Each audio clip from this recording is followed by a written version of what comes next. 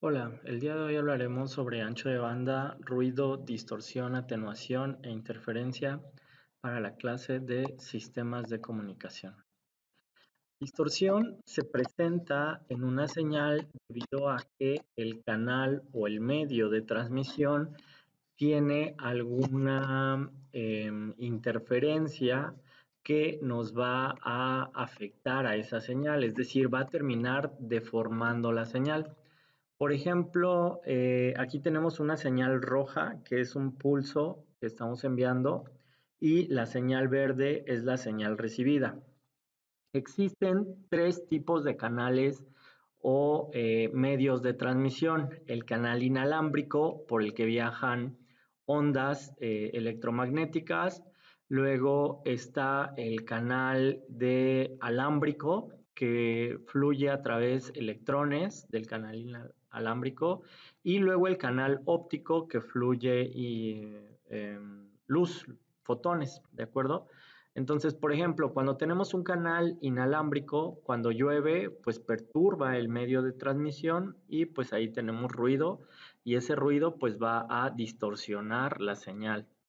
Cuando tenemos un cable y lo tenemos muy cerca de una fuente que tenga un campo magnético, eso nos va a afectar el comportamiento del cable, que usualmente es de cobre, entonces va a inducir corriente eléctrica y pues nos va a deformar la señal. Y luego finalmente cuando tenemos un canal de fibra óptica, pues si está expuesto nos puede afectar esa señal.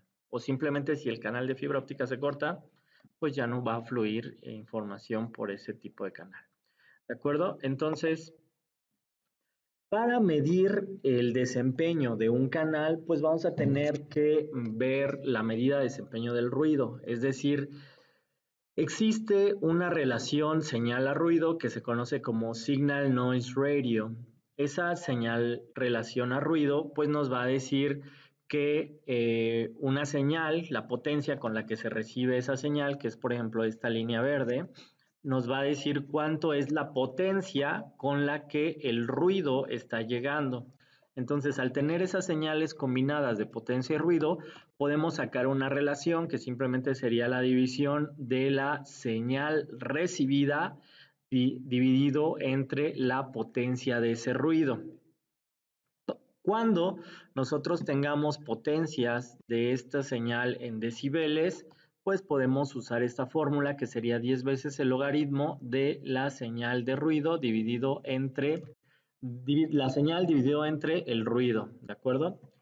El osciloscopio nos va a ayudar a medir las señales. Entonces, dentro de ese osciloscopio, pues vamos a tener un botón que diga Measure y ese botón pues nos va a dar diferentes tipos de valores, ¿de acuerdo? Usualmente un osciloscopio nos da valores RMS, que es el valor del voltaje root mean squared o la raíz media cuadrática. Entonces, por ejemplo, vamos a analizar por qué el osciloscopio nos puede dar diferentes tipos de valores. Dentro de esos tipos de valores, pues aquí tenemos una señal, que es una señal senoidal, y esta parte, cuando se cumple un ciclo de una señal periódica, se conoce como T, que es el periodo. Entonces, el voltaje pico es el valor que existe entre el eje cero y el voltaje máximo. ¿Ya vieron? Esto es el voltaje pico. Luego está el valor promedio. El valor promedio se calcula en el promedio de toda esa señal. El voltaje pico a pico es el voltaje que existe entre el valor máximo que está acá y el voltaje mínimo que está aquí, ¿ya se fijaron? Entonces, entre este punto, que es el punto máximo, y el punto mínimo, se mide el valor de voltaje pico a pico. Y luego el voltaje RMS o el voltaje eficaz, que es la raíz de, el voltaje de la raíz media cuadrática. Este voltaje RMS se puede calcular de diferentes formas. Por ejemplo, nosotros el voltaje RMS lo podemos calcular si poseemos el voltaje pico. En caso de que poseamos el valor del voltaje pico de la señal, pues simplemente lo multiplicamos por 1 sobre la raíz de 2, es decir, 0.7071 por el voltaje pico. Si nosotros no sabemos cuál es el voltaje pico de esta señal y si sabemos cuál es el voltaje pico a pico de esta señal, pues podemos multiplicarlo por 1 sobre 2 veces la raíz de 2, que esto equivale a multiplicar el voltaje pico a pico por 0.3536. Si nosotros no sabemos cuál es ese voltaje, pero sí sabemos cuál es el voltaje promedio, o sea, el voltaje PR, que es el voltaje promedio, o en algunos osciloscopios aparece como voltaje ABG, que es el average voltage. Entonces lo podemos multiplicar por pi dividido entre 2 veces la raíz de 2. Esto sería que el voltaje promedio multiplicado por 1.1, ¿de acuerdo? Entonces, el voltaje promedio también se puede obtener multiplicando el voltaje pico por 0.636, ¿de acuerdo? Entonces, cuando nosotros tengamos esas señales y estemos midiendo cosas, pues podemos sacar una relación de señal a ruido dividiendo el voltaje RMS de la señal entre el voltaje RMS del ruido. Por ejemplo, aquí vemos una señal que obviamente tiene ruido y nos dice que la señal de ruido es de 20 milivolts. Y la señal es de 25 milivolts. Si hacemos la división nos queda 1.5 y luego multiplicamos 20 por el logaritmo de 1.25 y nos da 1.9 decibeles. Ahora, si nosotros tenemos, por ejemplo, aquí otra señal donde tenemos 600 milivolts de señal y 80 milivolts de ruido, esto hacemos la división y nos queda 20 veces el logaritmo de 7.5, nos da 17 decibeles de ruido, ¿de acuerdo? Entonces, en resumen, si nosotros queremos sacar la señal relación a ruido y tenemos la potencia, podemos utilizar la primera ecuación que es 10 veces el logaritmo de la potencia entre el ruido, y si sabemos los voltajes RMS de la señal, pues podemos calcularlo con el voltaje RMS de la señal dividido entre el voltaje RMS del ruido, ¿de acuerdo? Entonces,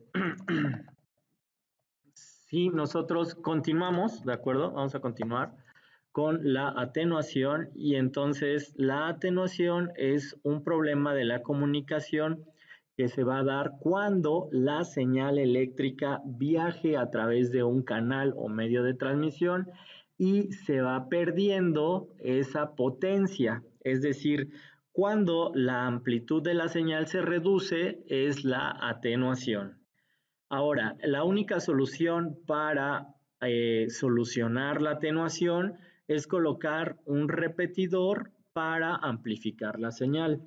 En el estándar 802.11 del Ethernet, vamos a encontrar que el cable categoría 5, categoría 5E, 6E, así se clasifican los cables y cada uno de esas categorías de cable te dice cuál es la distancia máxima que tú puedes tirar en una instalación. Al parecer creo que son 100 metros la longitud máxima que tú puedes poner entre un hub y un dispositivo. Si tú necesitas conectar, por ejemplo, una computadora que esté a 200 metros, pues podrías poner el switch, el router o cualquier otro dispositivo, lo conectas 100 metros después, pones un amplificador que se llaman hubs y esos hubs te elevan otra vez la amplitud de la señal y puedes volver a tirar otros 100 metros para colocarlo al dispositivo final. ¿De acuerdo? Entonces, hablaremos sobre el ancho de banda. El ancho de banda es usado indistintamente en dos contextos. El primer contexto es que hablemos sobre filtros y el otro es en la transmisión de datos de Internet. ¿Por qué es diferente el ancho de banda en un filtro y el ancho de banda en Internet? Pues porque en el término de Internet se refiere a la cantidad de datos que se reciben o se transmiten por un canal o un medio. Esto es medido en cantidad de bytes por segundo, es decir, entre más ancho de banda, más información se puede transmitir. Pero en el término de filtros se refiere a la diferencia de frecuencias que deja pasar un filtro sin atenuar esa señal. Es decir, por ejemplo, cuando nosotros estamos escuchando una radio en FM y hacemos un cambio a una frecuencia, simplemente movemos ese filtro y todas las señales de radiofrecuencia en FM se están transmitiendo al mismo tiempo. Simplemente que en el módulo receptor ponemos un filtro para determinar cuáles son esas señales que queremos recibir y cuáles son las señales que no queremos recibir. Entonces, cuando hacemos un cambio de frecuencia en nuestro radio FM, lo único que estamos haciendo es mover ese filtro para que permita escuchar lo que se transmite en esa frecuencia, ¿de acuerdo? Entonces, hablamos sobre el ancho de banda. Entonces, cuando hablamos del ancho de banda del filtros, se conoce como bandwidth y la fórmula para calcular ese ancho de banda o ese bandwidth es restar la frecuencia F2 menos la frecuencia F1.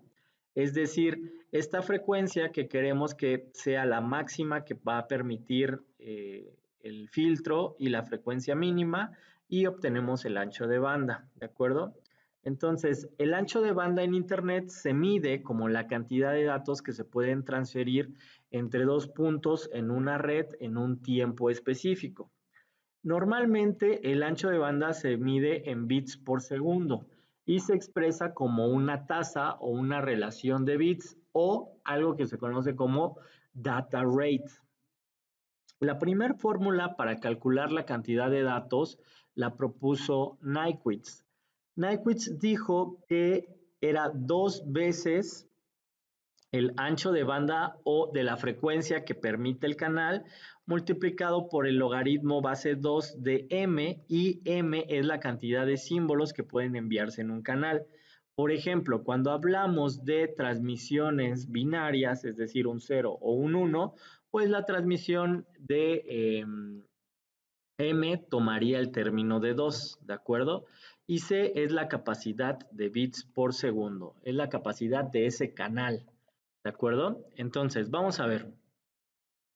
Si nosotros tenemos una señal que viaja a una frecuencia de un ancho de banda de 1 kHz usando una modulación que se conoce como ASK, entonces calcule cuál es la frecuencia a la que se puede transmitir cuál es la máxima velocidad a la que puede transmitir ese canal.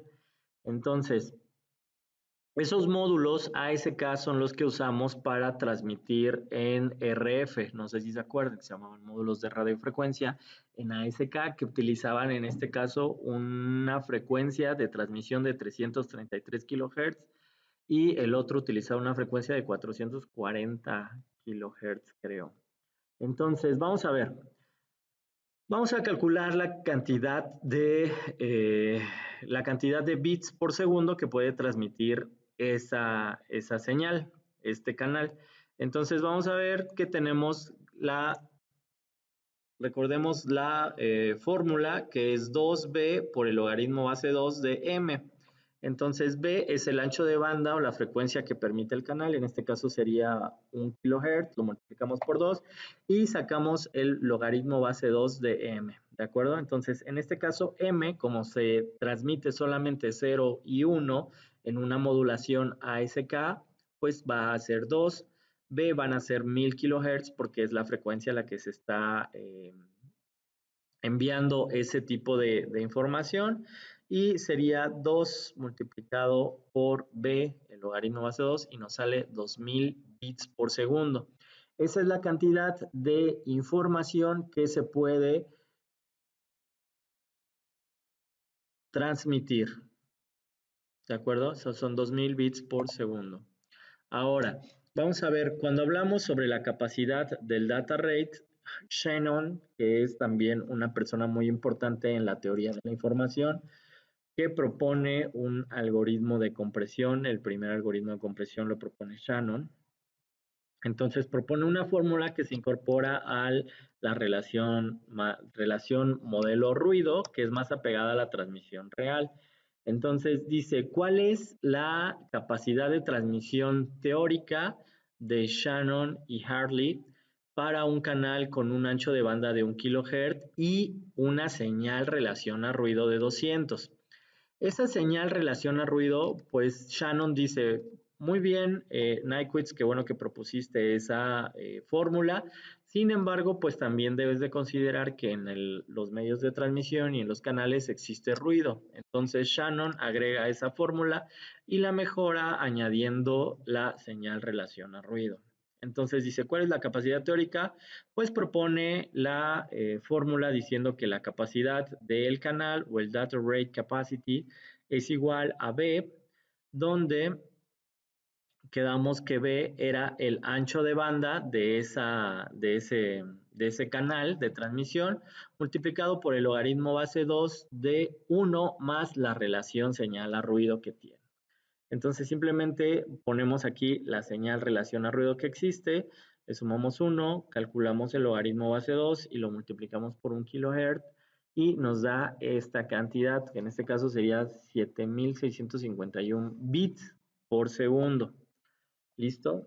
Bueno, entonces eso sería todo. Gracias, que tengan una excelente tarde.